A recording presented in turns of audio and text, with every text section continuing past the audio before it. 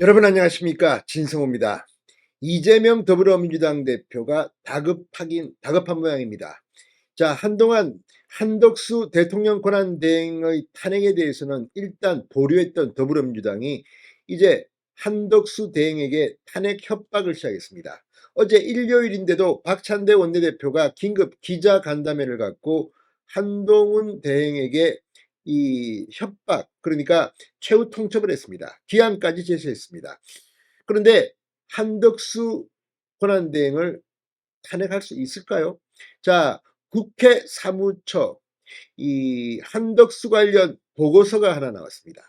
국민일보의 단독 보도에 따르면 국회 사무처의 수석 전문위원이 한덕수 대통령 권한대행의 탄핵소추안을 가결하려면 200명 의석이 필요하다, 이런 취지의 보고서를 냈습니다. 자, 한덕수 국무총리라면 151명만 찬성하면 탄핵소추안이 가결될 수 있지만 대통령 권한대행으로 체급이 올라간 한덕수 총리, 이제는 국회에서 탄핵소추안을 가결하려면 200석이 필요하다는 그런 취지입니다. 자, 지금 국회 사무처의 책임자는 우원식 국회의장입니다. 국회의장이 국회 사무처를 통솔합니다. 국회 사무처의 비서실장이든 대변인이든 국회의 책임자는 국회의장입니다. 그런데 국회 사무처 산하 수석 전문위원의 이러한 보고서가 나오면서 한덕수 보고서, 이재명에게는 어쩌면 치명상을 입힐 수도 있습니다. 물론 이 보고서대로 한덕수 대행의 탄핵소추안 표결이 이루어질지는 좀 더 지켜봐야 합니다. 그럼에도 불구하고 우원식 국회의장실은 지금 200석이냐 151석이냐 즉답을 내지 않고 있는데, 국회 사무처 수석 전문위원의 이 같은 보고서가 나오면서 이재명은 뒤통수를 세게 한 방 맞은 꼴이 됐습니다. 어쩌면 연말에 우원식 국회의장이 이 표결에서 이 수석 최고위원의 말처럼 한다면 이재명은 거의 바보가 될 수도 있습니다. 이재명을 우원식이 잡고 우원식이 대통령 출마할 수도 있습니다. 진성호의 융단 폭격 시작합니다. 더불어민주당을 융단 폭격합니다. 자, 여야가 지금 한덕수 대통령 권한대행에 대한 탄핵소추 정족수 논란을 하고 있습니다.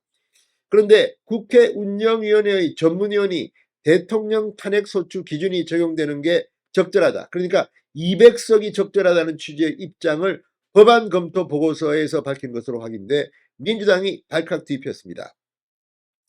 더불어민주당은 한덕수 권한대행을 탄핵할 경우 국무총리 탄핵 기준인 재적의원 과반수 151명 찬성이 있으면 된다는 그런 입장입니다. 반면 국민의힘은 대통령 탄핵 기준인 재적의원 3분의 2, 200명 이상의 찬성이 필요하다고 맞서고 있습니다.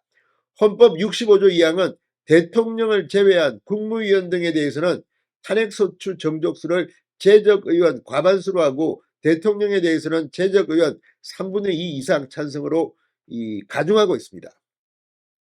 자, 그런데 김상수 국회 운영위원회 수석 전문위원이 지난 10월 이 탄핵소추 남용 방지에 관한 특별법안에 대한 검토 보고서에서 대통령에 대한 가중된 탄핵소추 요건을 대통령 직무대행자에게 동일하게 적용하는 것은 적절한 것으로 보인다, 이렇게 밝힌 것으로 확인됐다고 국민일보가 단독 보도했습니다.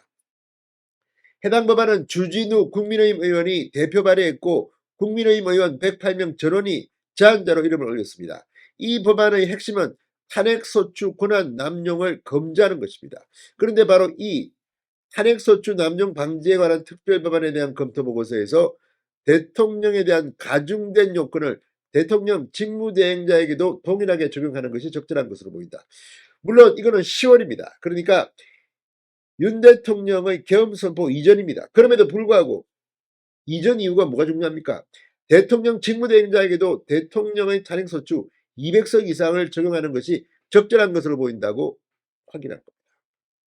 이게 뭘 의미하겠습니까? 자, 이 검토 보고서, 한덕수 검토 보고서에 착안하여 우원식 국회의장이 이 올 연말 이틀 정도가 지금 거론되고 있습니다만 국회 본회의에서 혹시라도 민주당이 한덕수 탄핵 소추안을 표결하려면 아니야 이거 200석 이상 돼야 돼. 이렇게 되면 이재명은 정말 날벼락을 맞는 겁니다. 자, 해당 법안 역시 주진우 의원이 성견지명이 있는 것 같습니다. 구체적으로는 직무대행자에 대해서는 직무대행 전의 직위가 탄핵소추 대상인 경우를 제외하고는 탄핵소추 발의를 아예 금지하도록 했습니다. 그러니까 방송통신위원장이 없으니까 방송통신위원장 직무대행을 탄핵하려 했습니다. 지난 7월 이런 일이 있었습니다. 이상인 부위원장이었습니다. 그때 이상인 부위원장은 그래서 직무대행이면서 이 탄핵안 가결 직전에 사퇴했습니다. 이런 걸 보면 민주당도 자기들이 지금 무슨 짓을 저지르는지 알고 있을 겁니다. 자, 그리고 직무대행 전 직무에 대해 탄핵소추를 발의할 경우에도 직무대행 직위에 대한 탄핵소추 요건이 가중된 경우 해당 요건을 갖추도록 한 겁니다. 주진우 부분 아주 괜찮습니다. 한동훈 대통령 권한대행을 한덕수 권한대행을 탄핵소추하려면 권한대행 이전의 국무총리 시절 행위에 대해서만 탄핵소추를 발의할 수 있다는 겁니다. 이 경우에도 탄핵소추 기준은 대통령에 준하는 재적의원 3분의 2, 200명 이상 찬성해야 한다는 것이 법안의 핵심 내용입니다. 자, 이 김수석 전문위원은 보고서에서 우리 헌법은 다른 탄핵 대상자와 구별해서 대통령에 대하여만 강화된 탄핵소추 발의 요건을 규정하고 있다. 대통령 권한대행에 대해 탄핵소추 요건을 가중한 규정에는 해당 조항은 대통령의 권위나 사후가 있어 국무총리 또는 국무위원이 대행하는 경우에만 적용될 것으로 보인다. 대통령에 대한 가중된 요건을 대통령 직무대행자의 경우에도 동일하게 적용하는 것은 해당 직무대행자의 지위와 직무를 고려할 때 적절한 것으로 보인다고 말했습니다. 우원식 국회의장의 선택은 뭘까요? 이재명이 지금 좌불안석일 겁니다. 진성호의 융당 폭격이었습니다. 여러분 감사합니다.